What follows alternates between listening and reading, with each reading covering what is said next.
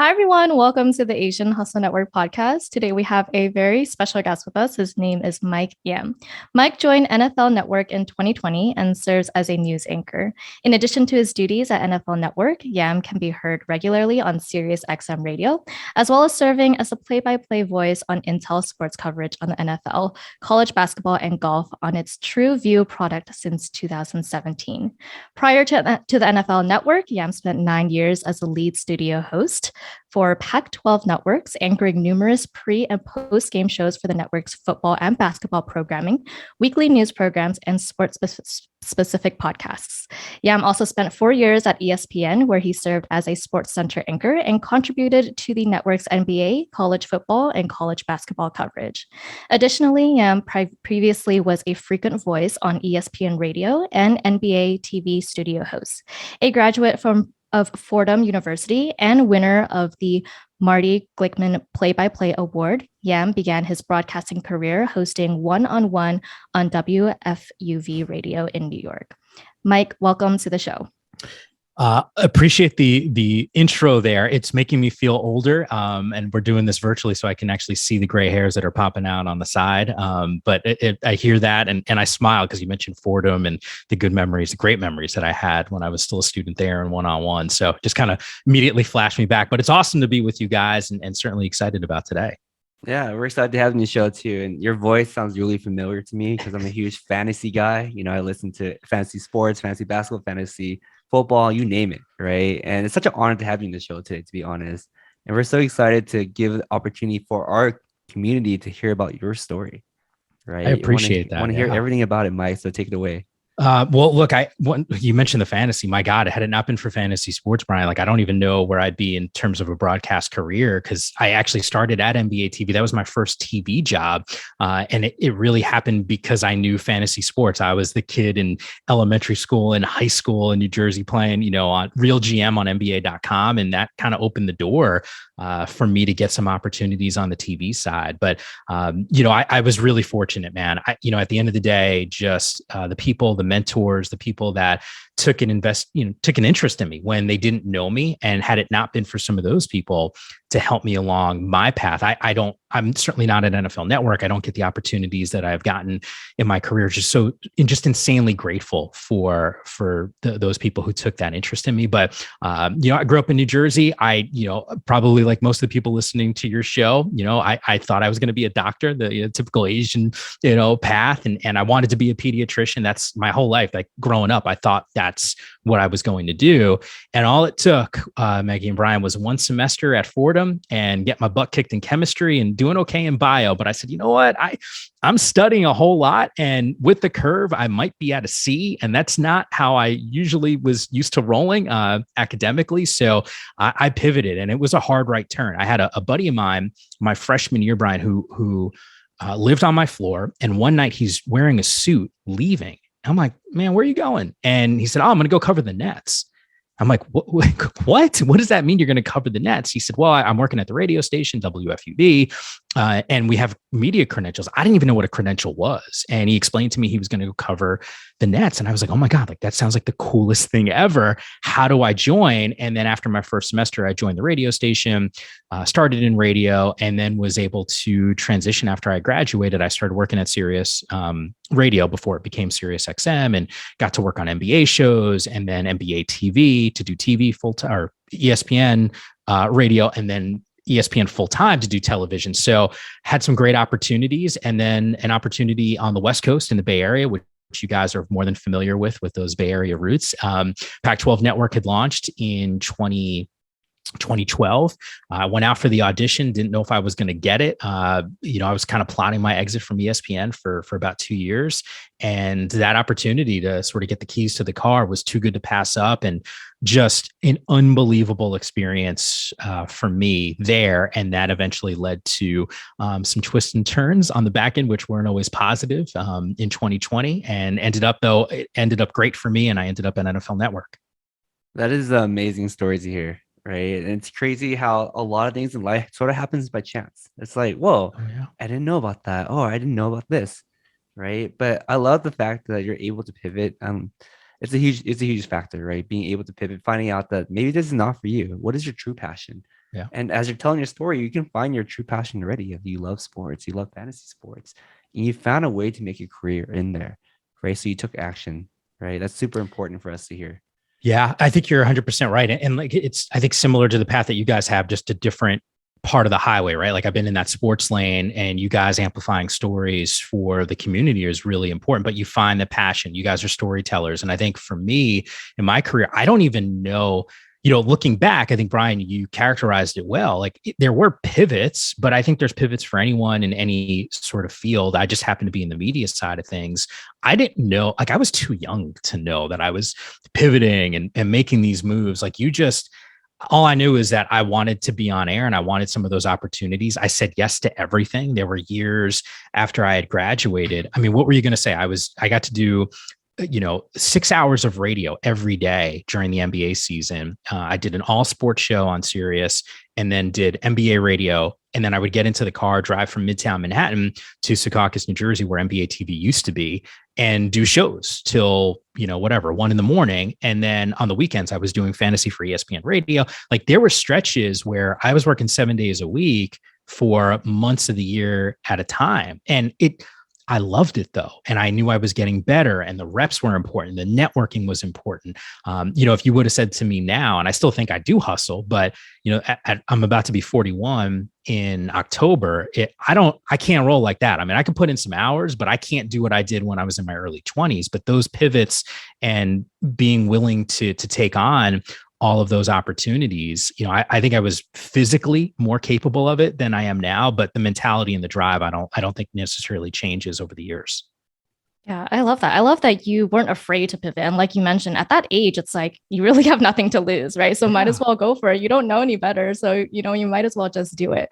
And I read in an article that mentioned, obviously I'm sure your father or your parents had this like iconic American dream for you to be a doctor or a lawyer, right?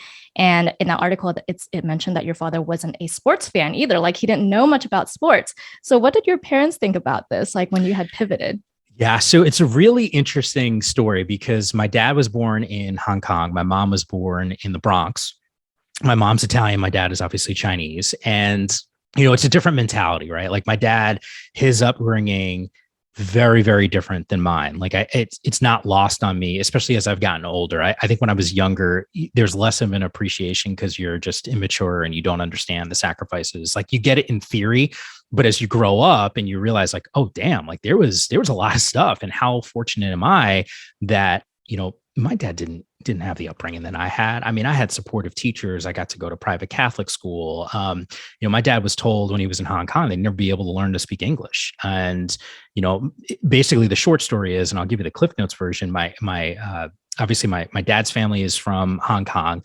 My grandfather had gotten a job as a sailor. There's a ton of poverty, obviously, in Hong Kong. And my dad's side of the family, like really both sides of the family didn't come from, they weren't super rich or well off. And certainly there were some struggles there for my dad and his family. But my grandfather had gotten a job as a sailor, knew the boat was coming to the US. It docked in Baltimore. He took that job knowing that he wasn't going to get back on the boat. And he was down in Baltimore and trying to scratch and claw his way to save money. The authorities were, obviously at that time were kind of hot on the trail of undocumented immigrants. He was certainly one of them. He had gotten jobs in Chinese restaurants, cleaning dishes. I had heard the stories through the years. He used to, the cops would come and he'd run out the back, hide in dumpsters. Like I think about those types of things.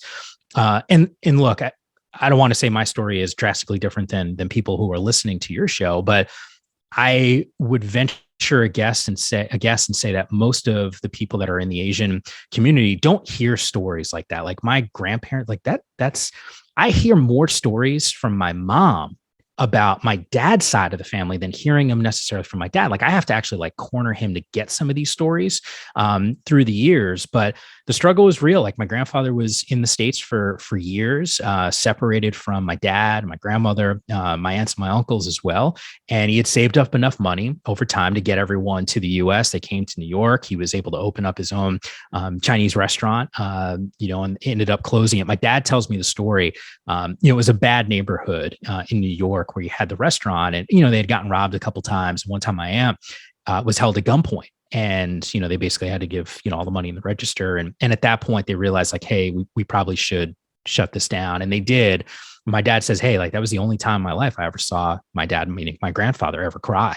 Because that is like the American dream. Like you go from literally nothing to then having your own piece of real estate, right? Like, or you have your restaurant, didn't own the land, but you know what I'm saying? Like it was your business, and that's not easy. So to close that, I know was tough. But at the same time, circling back to my dad's path, like he was able to serve, and then ended up going and using some of the money from the government to help fund his education. And he works in as a cytologist in some hospitals in New York City. And cytology is basically the study of cells. So when you get your blood drawn, he's the guy that's looking through the microscope. And probably that. And my mom used to be a nurse. She's now a university president. After I was born, she went towards the academic side so that she could help, be around for me. I guess my story, once again, is probably similar to your guys' families and a lot of families out there where you have this dream, you have this will, you have this family, and those are kind of the pillars that you want to hold on to. And then how do you make some of those dreams become reality? And a lot of it comes at a sacrifice. And I do think about the sacrifices that, my grandparents and certainly my parents have made for me. Oh yeah, definitely. I think we oftentimes we don't remember those sacrifices that they have made, right? Yeah. Or it just doesn't get talked about, right? And sometimes, like for example, my parents are also from Hong Kong, and it's like every time I want to hear more about their history, I would have to like dig it out of them. Yeah. And also, it's like it becomes very traumatic for some of our parents to talk about those stories, right? And so it becomes very hard to get those stories out, but once you learn about those stories, it's like, wow, they did go through a lot just to get us and their children over to the United States. But I think for a lot of our parents, like they went through so much, as especially like a lot of them being entrepreneurs, they just don't know any better in terms of like what they want their children to do in the future. Sure. And so they want them to like not struggle the same way that they did. Right. And so the safe way to go about that is to become a doctor or a lawyer, just have something very stable. Right. But then we realize that that's not something that makes us happy. We want to fulfill our passion. We want to do something that's very fulfilling for us. So I love that you brought up that story for us. Maggie, they took the chances so that we don't, and yet here we are. You guys are running a very successful platform. I'm talking about sports for a living, and it's kind of crazy. This is where we netted out, and while it's maybe not the safest path as we were entering these respective fields, in a lot of ways, that's you're passionate about it, and we love what we do. So there's a happiness that comes with it. But we've been able to create something that's been pretty successful. Yeah, I do agree that we're pretty fortunate to focus on things that we're passionate about, but of course it's very turbulent. It's very, it's not constant, right? You're not waking up. You don't have like a normal day or normal job. Every day is a surprise, right? And I know for a fact that, we talk to a lot of media people on the podcast, and we understand that getting into the field is extremely difficult, right? Especially getting to the NFL network, it's extremely difficult. Like, walk us through that story and that part of your life, right? How did you get into sports, like at the very beginning, without prior connections, prior experience? Like, what kind of hustle stories did you have? Like, what kind of recordings did you put out? What kind of interviews did you have? What did you have to say about yourself? What were these fancy dinners like, right? Yeah. Curious. Brian, it's a great question because, over the years, I'm really fortunate where I get to talk to a lot of college students. One of my favorite things to do, because people did that for me when I was at Fordham, and I got a lot out of it. But it's also a reminder for me that of what it was like when it was reversed, when I was the kid in the seat and I couldn't wait. Like, this was a dream. This is something that I wanted to do, and what that actual path looked like.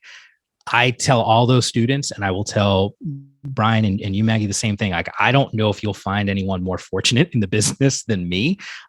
Very, very lucky for the path that I've been able to be on. Doors opened, things needed to fall into place for, to me to have some of these opportunities. And I didn't know, Brian, like if I went back early, I was always a sports fan, and it was more on the playing side. Like, I love playing every sport. Like, I loved doing that as a kid. I watched the games. I had no idea. And I know this sounds silly. I had no idea, though, that it was an actual job for someone to go to a game and be a broadcaster. When I got to Fordham, people this was like their lifelong dreams. Like they were, they wanted to be play-by-play voices. I'm like, damn, like, I don't know about any of this stuff. Like, what are you talking about? I'm a sports fan. I want to go to the games. Like, that sounds cool to me. So it was a very different, I entered, I won't say behind, but not thinking about it in those terms. Like I made reference to this. I went to an all boys Catholic high school in New Jersey, and one of the priests one time said, "Hey, you have a good voice." And I had no one had ever said that to me. I didn't even know I had it. Like sometimes I hear myself do VOs and I'm like, oh my God, my voice is awful. But it just planted this seed. I had no idea. And I started to think, I said, oh, maybe I can be a doctor, but then do news segments on television. This is like before Sanjay Gupta, right? Like this was local news kind of thing. So I think the media bug got planted then, but I didn't know about sports. In fact, it wasn't until I saw Michael Kim. I didn't have cable growing up. So like everyone of a certain age always talks about like MTV. I was like, I didn't see music. I saw music videos at my friends' houses. Like, I got to college. That was the first time I like lived in a place where there was cable television.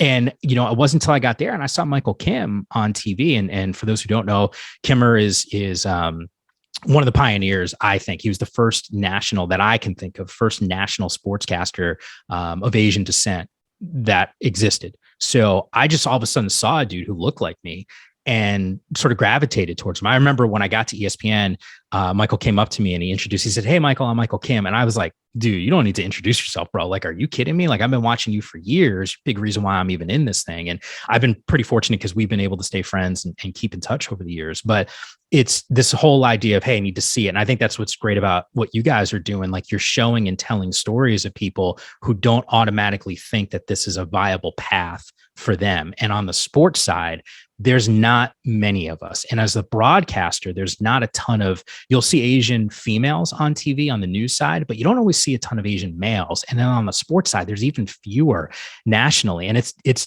kind of heartbreaking. It's disappointing. And I think a lot of it has to do, I don't know if you guys would agree with this. I think a lot of it has to do with our upbringing, right? Like it's storytelling, like that's a job. Like, come on now. Like, are you serious? Do you know what we need to do to get here to the States? Like, that's not how we're going to roll. Like, you guys are going to be doctors and lawyers and go the safe path. But I do think it's important. I think as generations pass, and I can't believe I'm talking like an old guy, but these younger generations, I think you're seeing more willingness to enter some of these creative fields as opposed to the science fields. And I'll use like the air quotes around science, but you know what I'm saying? Like the safer paths for individuals. And I think that's really cool. And I think I'm hoping that it continues to change and go in that direction. Yeah, I mean, I absolutely agree with that statement, right? I hope that we continue pushing out what's possible for the next generation, right? And I feel like parts of it is just because our parents' values and what they want for us is starting to wear off, right? Yeah. Because this is what they always wanted, right? They want us to be assimilated to American culture, and this is actually a side effect. Careful what you wish for, right? Exactly. We're losing our Asian values. Like, it's like we're falling away from the stereotypes. I think for us, it's like our generation, like between you and I, Michael, and Maggie as well, is that we're going through a clash of beliefs, a clash of culture, because our parents are, always telling us like, be careful who you work with, or save your money, or put yourself out there. People are gonna attack you, or whatever. Bake for money. for God's sakes, bake for money, right?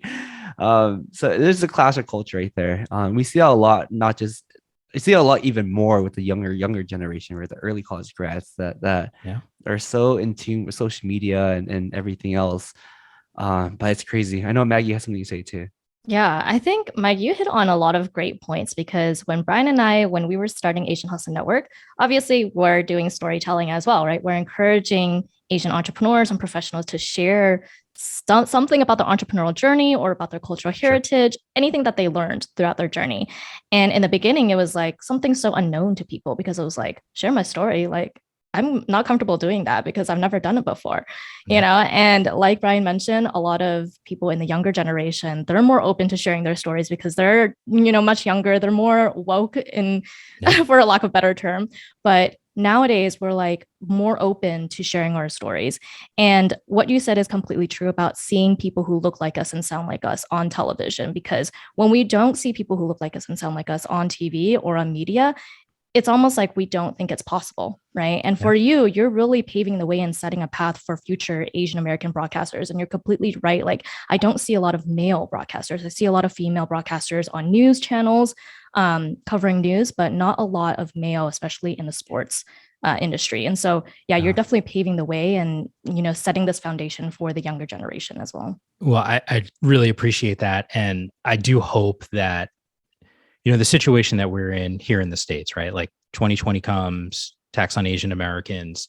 What I found fascinating about that time that was so effed up, I'll use that term because I don't want to curse on your podcast. I want to be respectful about that. But like what was really messed up about that situation is I couldn't wrap my head around why there wasn't more national vocal outrage to what was happening. And I'm thinking to myself, like, what are we doing here? Like, why are people not talking about this? Because guess what? It was people within the communities talking about it. I got to tell you, like my text messages, cousins, hey, be careful when you go out there. Like it was like this insular conversation, and it wasn't outright. And then it dawned on me, I'm like, damn, because we don't have enough people representing Asian Americans on media platforms, writers, journalists, people on TV, like that, I think shaped part of that coverage or lack thereof. And then I think there's the aspect of it. Hey, like, don't be vocal, keep your head down, assimilate, like Brian, like you had mentioned before, don't upset the apple cart. Well, guess what? Like, this is the time to do it. And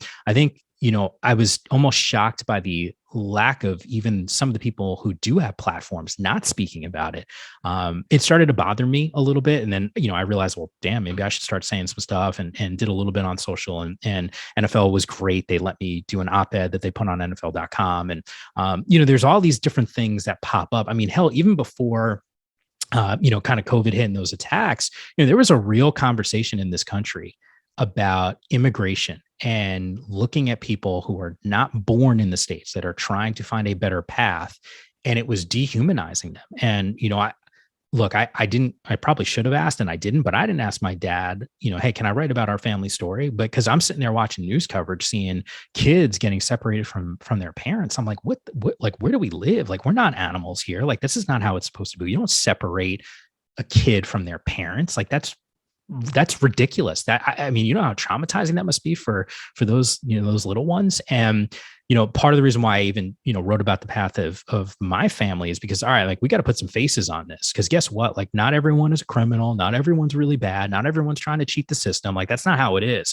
We're really fortunate for being here in the States, having the luxuries that we have. And I can't say, hey, that someone just because they weren't born here doesn't deserve basic human rights. Like that's, like, what are we? And I think, and I'm going on a tangent here, guys, and I apologize, but I think the more people who are willing to share some of these stories, to your point, you guys do a great job from a positive side to help, spearhead, business people and, people who want to think about how to launch their own path. And you're telling their stories so that people get those examples. I think the same thing could be said from a social side of things, just trying to remind people to do the right thing as much as they can.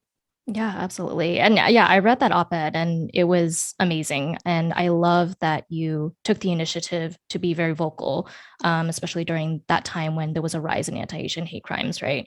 As a result of the pandemic. And you used your platform to really speak up against these attacks and encourage people with influence to actually help, because there might be people who didn't even know it was happening at the time that it was happening, right? And for you to use your influence and to use your platform, it was just very courageous of you. I appreciate that. I will say this though, because while I was getting mad, and I can even feel myself getting upset for people who weren't using their platforms to speak up about this, because what I always net out, hey, what's right is right, what's wrong is wrong, right? Like if you just let's just kind of do the right thing here.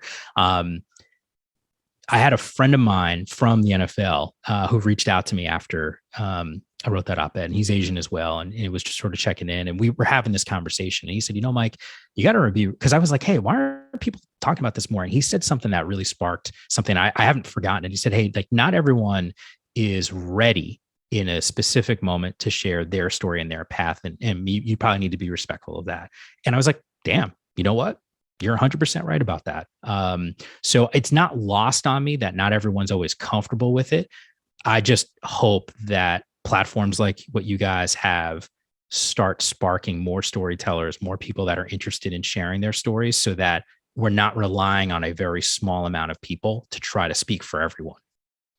Absolutely. So, Mike, we do want to shift the conversation a little bit and see and ask what you are currently working on right now. Yeah, it's super exciting for me because I know we talk about this aspect of storytelling. So one of the things in 2020 with everything that was going on, I thought to myself, like, hey, how do we get ahead of this, right? Like if there's a certain generation, you can't just fast track. Let's just get a ton of broadcasters in, or how do we shift the landscape for the media? Like, to me, you don't snap your fingers and it doesn't change overnight. So it's like, how do we plant these seeds down the line? And I think for me, I was like, all right, let's be creative about this. So I was working with this platform called Vooks, and it's a children's reading platform. It was something that their mission was really close to my heart, Maggie, because I had struggled as a young kid learning to read. My mom was on the couch helping me, with her index finger under every line of the books, just trying to make sure that I could catch up. And this reading platform is really great because it does and animates stories, and it adds read along text and full narration, which helps fast track learning. So, I've been kind of working with those guys and bringing on people like Ronnie Lott and Samantha Peshik, just some friends that I've made over the years to tell their stories. And I said, hey guys, I think I have an idea for a story. I have a draft. Would you be willing to take a look? And they're like, sure. And they let me author Fried Rice and Marinara, which basically is a story of a young boy named Mikey. I know this is really close to my heart. It was sort of like a fictitious thing that kind of happened to me, but kind of didn't happen to me. But he's Italian and Chinese, and it's his 4th birthday. And he's got this age-old question like, oh my God, what am I going to do for food? And he doesn't want to choose between the Chinese side or the Italian side. And from that moment, he starts to kind of freak out about it. He asks his grandmothers, what should I do? And he gets advice from his friends.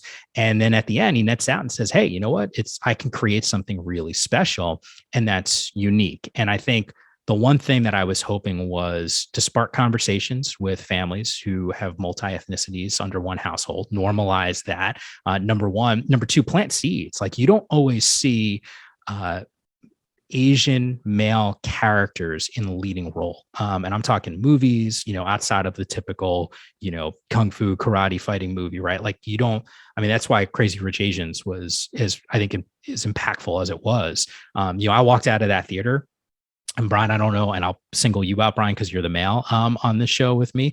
But I got to tell you, man, like, I had never seen an Asian dude like score the girl. Like, what was that? Like, there was that he's supposed to be a good looking guy because he is, right? Like, that's never happened. I just wasn't aware of it. So I left that movie theater, and that like really kind of hit me a little bit. So what I wanted to do with this story was sort of plant some of those seeds, that you'd have like an Asian male character that was young. You'd have an Asian male author, right, who is a storyteller, like all of these things, just to try to kind of promote, storytelling and sort of the creative side for the Asian American community. Yeah, I really appreciate you doing that too. I'm going to say something very controversial. I think that ever since Crazy Rich Asians, there hasn't been another single hit movie in a similar format, right? Yeah. And I feel like our community needs to really come together and really continue pushing that narrative, right, of a strong Asian lead, not just male, but also female as well, right? We don't like to follow the stereotype, kung fu, or, or just bringing in the Asian female lead that's weak, right? You don't want that. Like, we want to continue building off what Crazy Rich Asian did, which is like showing diversity. Obviously, there's a lot to things that we want to improve upon. Not all Asians are obviously rich, right? No. But we like to continue like building on top of that. And I really, really appreciate you coming out with your narrative too. Like, if your book of like, which side, like showing better reputation, showing, obviously there's one more element that you touched on, being a mix. Right, there's the cultural crisis of what am I? Who am I? Like, am I more Asian? Am I more white? Like, what's going on? Which, so I think it's good that you talk about that too, because lately we've been working with a lot of mixed Asian Americans out there, and we're trying to support their cause. And obviously they bring up a lot of issues that are very unique to the Asian American experience. Like, hey, like, I have both identities. What do I pick? When I defend myself, when I not defend myself, when I lean towards one race, when do I lean towards the other race? It's, it's a whole different topic. But I do appreciate that you're working on that for sure. Yeah, no, I appreciate it, because like you said, that conversation is not as common. And it's funny because over the last couple of years or so, you're seeing a little bit more of that pop up. And at times, it almost is isolating, right? Like, which side do you pick? Are you both, are you not one, or, and I've heard it through the years, right? Like, you're not really Chinese. It's like, I don't know about that. I don't think that's necessarily fair. And I'd say the same thing, how many times, and you guys probably have heard this narrative too, like overseas, like if you're in China, like, and you're a US person, it's like, oh, you're not really Chinese. It's like all the time, like how do you define something like that?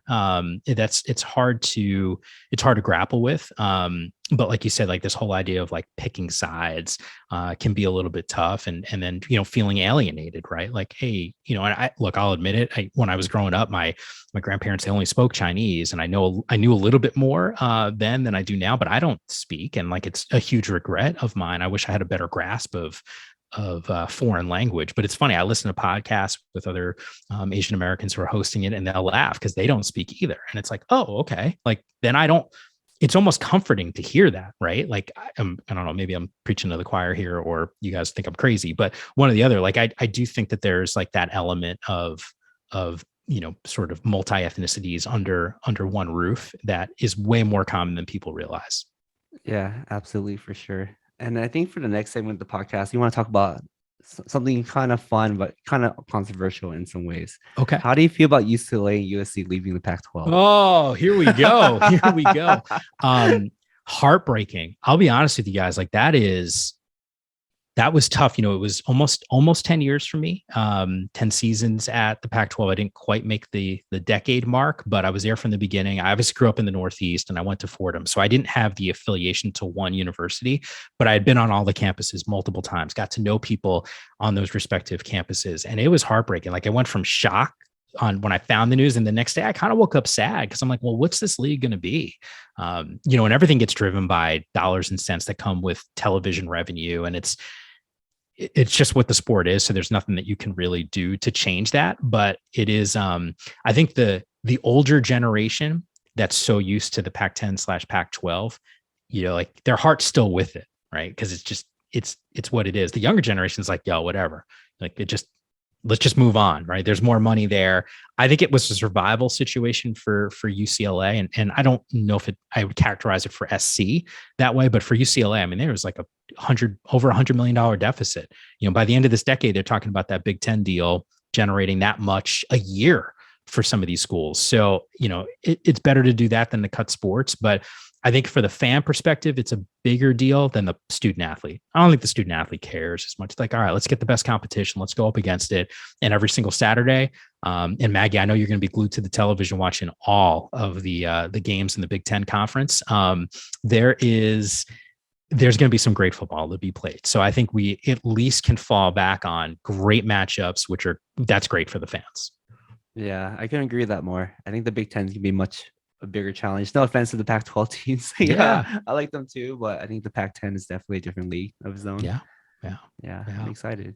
No, and in your career, who have you had the pleasure of meeting with? Which athlete that left a super impression on you? You can name like three. I know it's really hard to name one. You can name like three.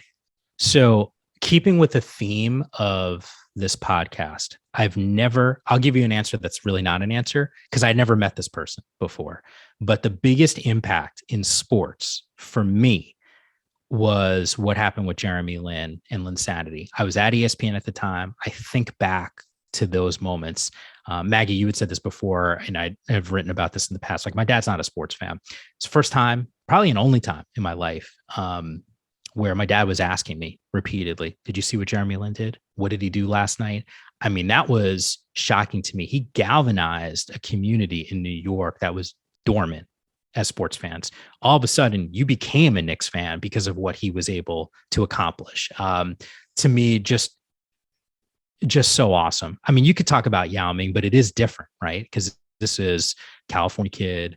He's got that vibe. His English is just like, everyone else. Like, there was that aspect from a cultural standpoint, Brian. Like, he's the person that I think was maybe the most impactful, even though I hadn't met him before. And then over the years, oh God, I mean, there's just so many. I'll put it to you like this. Of course, I grew up a sports fan and had teams, but as I'm older now, I root for players. So, and it's a lot of, I just want to see people that I'm friends with or I care about, them happy. So it's a lot of, I root for them or the teams that they played for. So a lot of the analysts that I've worked with, my situation at Pac-12, wasn't great. I was kind of blindsided when my contract wasn't renewed when I was told it was, and the outpour and the support from my friends that had worked there, is something that I'll never forget. So I do think about those moments, and a lot of them had played before, and that was really cool to see. So I would just sort of say a lot of the analysts, which is sort of a cop-out answer, but a lot of the analysts that I've worked with over the years, Brian, would probably be the most impactful athletes that I've been around. Yeah, there's nothing wrong with the answer, right? Sometimes the best experience you have are with your coworkers that always have your back, right? They make work fun, they make your career fun, and they make life fun, right? So nothing wrong with that, for sure. And Michael, for the ultra last part of the podcast, if you can restart any part of your career, what advice would you give to your younger self? Oh, it's going to be okay. That's what I would tell myself. I mentioned this before, guys, that there's not another broadcaster that you'll meet that'll be more lucky or more fortunate than I am. Like, once again, like I think about my path. Did I have hard moments in my career? 1000%. Were there things that I didn't want to hear with regard to how I looked or how I sound? No doubt. That has happened, and it's not fun to deal with in the moment or even reflect back on it. But I don't think there was ever more of a sense of panic that I have ever felt in my life than in 2020, because no sports, everything's shutting down. There's no jobs, and I was told I was out of work. So that's scary, and I had never had that happen before to me. And that's part of the reason why I'm really lucky. I mean, in this business, things are fickle. Like, I went from one contract at one network to either another contract or just to another network. Like, I hadn't been out of work before like this. And the prospects of not working again really scared me. The prospects of having to do a right turn and pivot and not do this as a job was scary. So I think if I had to give myself advice, like, it's going to be okay, because that's how it was, all of a sudden an opportunity, I wasn't out of work long. It was really just a couple of weeks. I got a heads up that in April, they told me I wasn't getting renewed. August, my contract was up, and I knew the check stopped coming in August. But by the end of August, I was already at NFL Network. But it was like the anxiety for all those months of basically no one hiring, and that I was freaking out about. And now here it is. Like, NFL has been so good to me there. The opportunities, I think there's a renewed sense of optimism that I have. Like, I get to walk into a brand new facility in Los Angeles. The studios are amazing. Like, I'm happy at work every day. And I don't know if I could have said that about some previous stops that I've had, but that's been the case for me at NFL. And that's been really cool. So I would say, hey, like, things do happen for a reason, which I hate that phrase, but people told me that, and it's really true. Like, things worked out pretty well. So I would tell myself, just take a breath. It's going to be okay. Wow, love that advice. I mean, yeah, it's true that, things do happen for a reason. And I think we tend to look at our problems as this big scary monster that we're not able to, solve in real life, but we get over it. And then the next problem happens and we get over that bigger problem, right? And so you look back and you realize that you solved all these problems that seem so big in the past, but they now seem so small, right? Thank you for that advice, Mike. So where can our listeners find out more about you and your book online? Yeah. So social media platforms, Instagram, Twitter, same handle at Mike_Yam. If they want to check out the book, Vooks is a paid service. And one of the cool things that they were willing to do was give me custom registration codes. So if you have a little one, 2 to 8 in your family, guess what? You got a year free. All you have to do is check out their site. If you use my last name, it'll actually give you a year subscription for free. And I'm actually I should know this off the top of my head, and I don't, but it's join.vooks.com/redeem. If you just plug that into your browser, type in Yam, you're good for a year. And it's not just my story, right? Like, there's other stories about diversity, and there's almost 300 books on the platform. So it's just a great resource for kids and parents, for sure. So I hope they take advantage. Awesome. Thank you so much for sharing. We will leave all of that in the show notes. Awesome. Mike, it was amazing having you on the podcast today. Thank you so much for sharing your story with us. You guys are awesome. I can't thank you enough for not only spending some time with me and taking an interest in what I'm working on, but seriously, you guys are amazing. And congratulations, because your guys' platform, my God, I can't even tell you how many times I'm double tapping on Instagram on the things that you guys are posting and rooting for a lot of the people that whose stories you're amplifying. So awesome job by you guys. And I'm glad you have this outlet and it's been successful. Amazing. Well, thank you so much for all the nice words. But when you reach out to us, our hearts get to beat too. Oh my God, Mike, yeah, reach out to us. I'm like, damn, am I going to response back? So it was really cool, but it's awesome to meet you guys for sure. Likewise. Thank you so much for your time today, Mike. Appreciate it. Thank you, Mike.